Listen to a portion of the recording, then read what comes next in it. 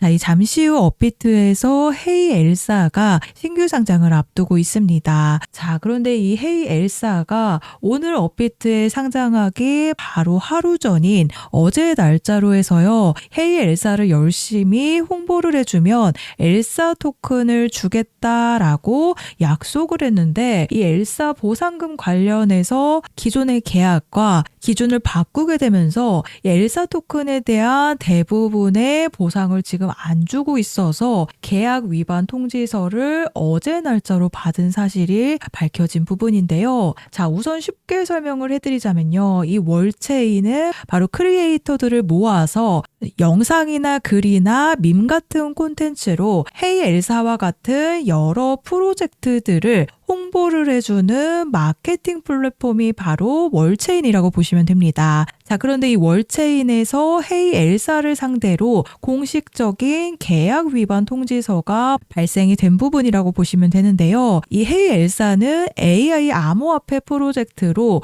5개월간 마케팅 캠페인을 맡겼지만 약속했던 엘사 보상을 지급하지 않았기 때문에 계약 위반 통지서가 발송이 된 부분입니다.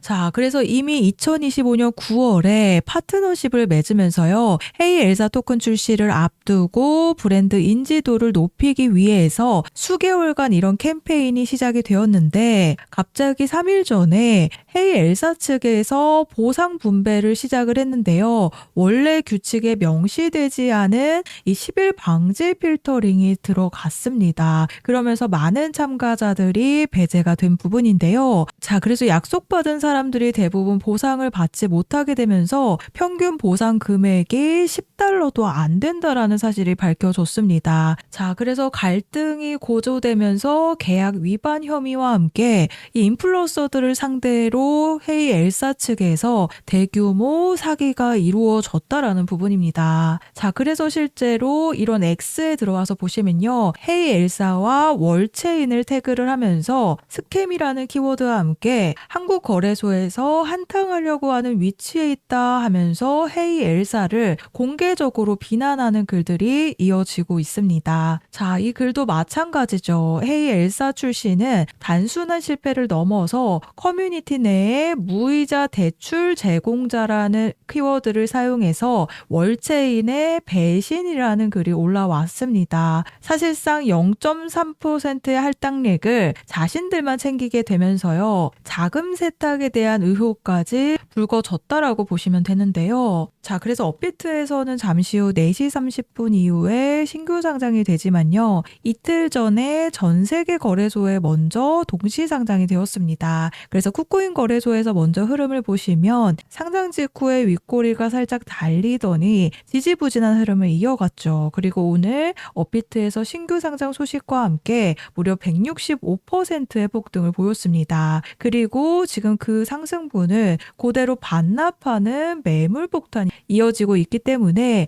앞으로 매수와 매도 타이밍을 정말 잘 잡으셔야 된다라고 말씀을 드립니다. 이런 논란과 함께 160%의 폭등이 나왔다라는 건 전 세계 거래소에서 이틀 전에 신규 상장하면서 들어왔던 수급들이요. 아직 빠지지 않은 상태죠. 즉, 한 번에 강한 시세를 터뜨려 놓고 고점에서 이 차익 실현을 보려는 매물들이 쏟아져 나올 가능성이 굉장히 높습니다. 자, 그래서 지난 10월 달에 상장한 이 제로베이스도 상장과 동시에 보안 사고 문제가 일어나게 되면서요. 시초가 964원에 시작해서 무려 100원대라는 90% 하락이 나왔습니다. 자, 그런데 갑자기 수급이 들어오면서 4시간 봉에서 좀 자세히 보시면요. 바닥을 잡고 수급이 들어오면서 무려 150%의 폭등이 시작이 되었습니다. 자, 그래서 우선적으로 제가 크리스마스 이브에 이 제로베이스의 폭등에 대해서 우선적으로 방송에서 말씀을 드렸었는데요. 이 12월 24일 날짜로요. 제로베이스 CEO인 미러탕이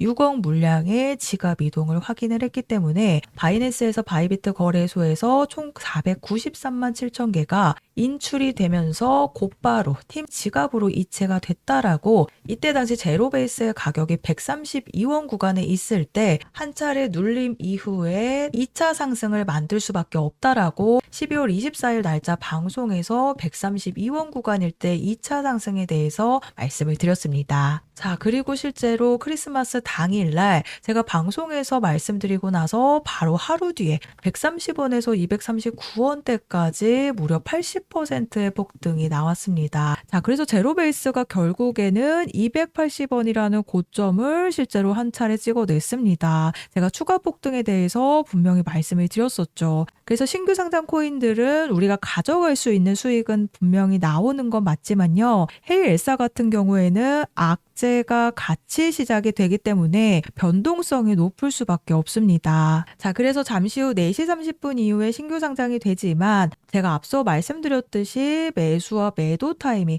특히나 탈출에 대한 타이밍을 잡으시는 게 가장 중요한 부분인 이유가 바로 이 플라즈마입니다. 이 플라즈마가 상장과 동시에 3일 뒤에 바로 2,300원이라는 고점을 찍고 그대로 지금 180원대까지 90% 급락이 나온 부분인데요. 자, 그런데 제가 이 플라즈마가 2,000원대에 있을 때 반드시 분할 매도라도 하셔야 된다라고 말씀을 드렸습니다. 그래서 2,000원대에서 매도하지 못하신 분들은 결국 이 구간에서 매도를 하셨다라고 생각이 되는데요. 자, 그래서 9월 26일 날짜 플라즈마가 2,000원 구간에 있을 때 제가 이제는 한번 분할 매도를 한번 하셔야 되는 이유에 대해서 매도 폭탄 경고에 대한 말씀을 드렸습니다. 자, 그래서 제가 플라즈마를 반드시 2,000원에서 매도해야 된다라고 말씀을 드렸던 것처럼 신규 상장 코인에게 있어서 가장 중요한 게 바로 탈출에 대한 일정을 잡으시는 거라고 말씀을 드립니다. 특히나 헤이엘사가 어제 날짜로 업비트의 신규 상장하기 딱 하루 전에 월체인으로부터 계약 위반 통지서를 받았기 때문에 인센티브 및 참여 프로그램의 운영 과정에서 부실 관리가 사실상 이루어진 부분이죠. 거기다 더해서 지금 월체인에서 피해 보상금 전액 지급과 공개적인 잘못 인정을 요구하고 있기 때문에요.